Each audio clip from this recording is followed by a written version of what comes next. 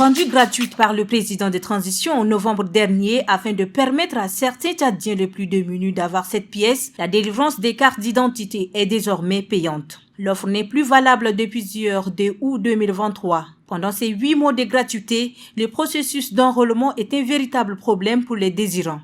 Après des navettes pendant des lustres, Issa Mahamad Kagalam n'a pas réussi à se faire enrôler. Il témoigne. J'ai fait 2 agences. Agence de CA6 ici et celle de CA8, CA7. Là-bas, j'ai fait 2 fois, ici aussi j'ai fait 2 fois. Ici, c'est non loin de chez moi. J'ai quitté à 5 h, j'étais venu. J'ai eu plein de droits déjà. Après la prière de 5 h seulement, j'ai fini à la mosquée, j'ai passé, il y a eu plein de droits. Et c'est pas, certains gens viennent après moi et ils trouvent la fiche, ils trouvent avant moi. Pas plus tard qu'hier, la directrice adjointe de l'Agence nationale des titres sécurisés a annoncé la suspension de la gratuité des cartes sur toute l'étendue du territoire national. Elle indique que de novembre 2022 à nos jours, la NAT a enregistré plus de 700 000 demandes de cartes d'identité nationale. Un bilan très impressionnant. Sur cette superficie de 500 hectares sera bâtie dans 18 mois une zone industrielle. Baptisée Zissar, elle accueillera des secteurs d'activité comme les énergies renouvelables, les industries de transformation des produits agricoles, notamment arachides, sésame, karité, transformation textile, transformation de la viande et de ses sous-produits, la logistique et bien d'autres. Zissar sera une zone dédiée au développement économique, à la compétitivité, à la valorisation des produits agricoles et de la viande. Elle va offrir des infrastructures, des services, des ressources nécessaires de niveau international pour les investisseurs industriels. Zissar accueillera des secteurs d'activité variés comme les énergies renouvelables, les industries de transformation des produits agricoles, arachides, sésame, karité, la transformation textile, la transformation de la viande et de ses sous-produits, la logistique et bien d'autres. Portée par l'Agence d'administration des zones économiques spéciales et la société LAM-Tchad, la zone industrielle du Sahar est la première qu'accueille le Tchad. Son implantation permettra de dynamiser le développement local et d'améliorer les conditions de vie des populations du Mont-Chari. C'est un projet qui va permettre de relever les défis du XXIe siècle en conciliant développement économique, justice sociale et respect de l'environnement. La zone économique spéciale de Sahar fait partie des grands projets structurants du gouvernement tchadien en partenariat avec le groupe ARIS pour créer des zones économiques spéciales dans 7 villes du Tchad. Les travaux pour la première phase de cette zone concerneront l'installation d'une huilerie d'arachides avec la fabrication de 150 tonnes de pâtes par jour, une usine d'alimentation du bétail ayant une capacité de 25 tonnes par jour, une unité de fabrication de médicaments, une centrale hybride de 60 MW. Les zones économiques spéciales font partie des grands projets innovants du gouvernement de transition et concernent cette province du Tchad, à savoir Sahar, Doba, Dourbali, N'Djamena, Amdjaras, Ati et Abéchi. La première ligne de notre actualité en bref est consacrée à la crise nigérienne. Après la Côte d'Ivoire, le Sénégal, par la voix de sa ministre des Affaires étrangères, le Sénégal confirme que ses soldats interviendront au Niger si la CEDEAO le décide. La conviction du Sénégal, c'est qu'il faut arrêter ces coups d'État. Oui, les militaires sénégalais vont y aller, a indiqué Maître Aïssatou Tall Sall, ministre des Affaires étrangères. Nous sommes signataires d'une organisation communautaire. Le Sénégal fait partie intégrante de l'institution communautaire et doit se plier à cette décision, a également justifié la ministre. Pour elle, c'est le coup d'État de trop. Après le renversement du président Mohamed Bazoum le 26 juillet dernier, la CEDEAO envisage faire recours à la force pour rétablir l'ordre constitutionnel. Pendant ce temps, au jeu de la francophonie qui se déroule à Kinshasa, le Tchad a remporté une médaille en or et une autre en argent en handisport grâce aux performances de Nekingam Dirambete Françoise et Mujumadi Sandjangar Françoise.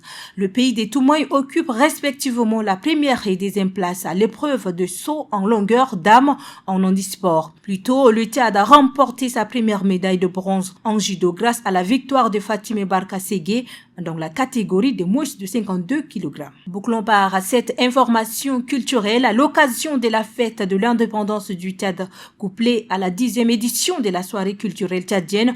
L'association Femmes d'ici, Femmes d'ailleurs, à travers sa structure Gigi Production, organise du 5 au 26 août 2023 une tournée de concerts avec 5 artistes tchadiens en France. L'annonce a été faite lors d'une conférence de presse jeudi 3 août 2023. Chaque victime de traite des êtres humains compte. Ne laissez personne de côté est le thème retenu cette année pour cette édition. Cette journée est célébrée tous les 30 juillet de chaque année.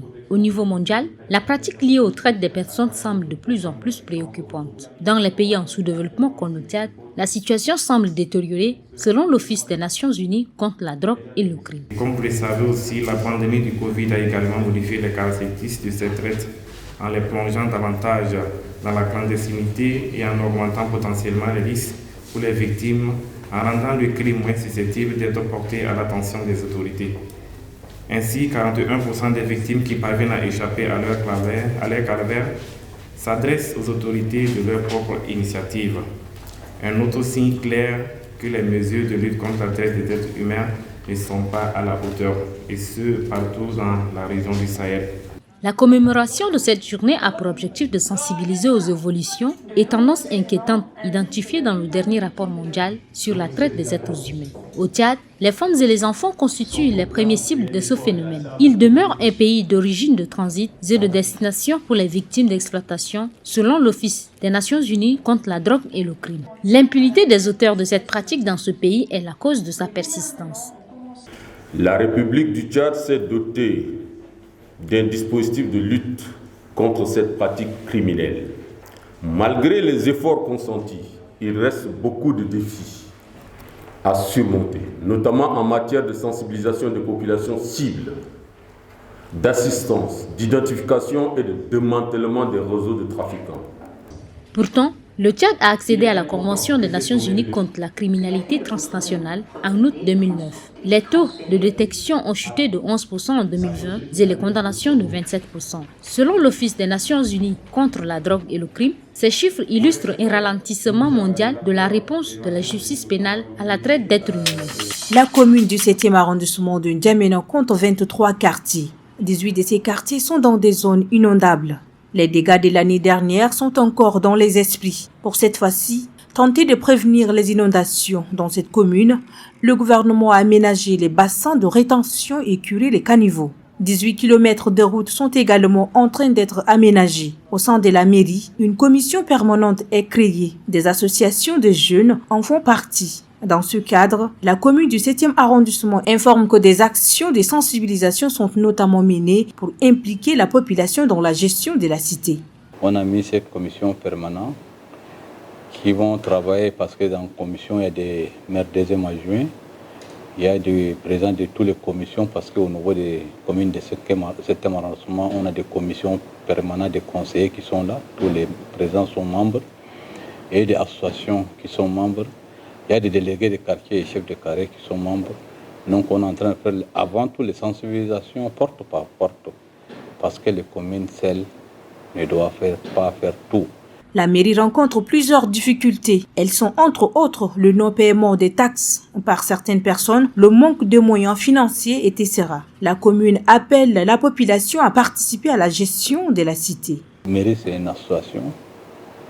Ça demande tout le monde doit contribuer. Moi, j'ai un seul objectif. Pour venir parler au niveau de la mairie, il faut aller faire la rue et des caniveaux, mais il faut contribuer. Les gens ne payent pas leurs taxes d'habitation, ni taxes ordures. Le maire demande aux habitants de sa circonscription d'éviter de verser les ordures dans les rues et endroits non indiqués.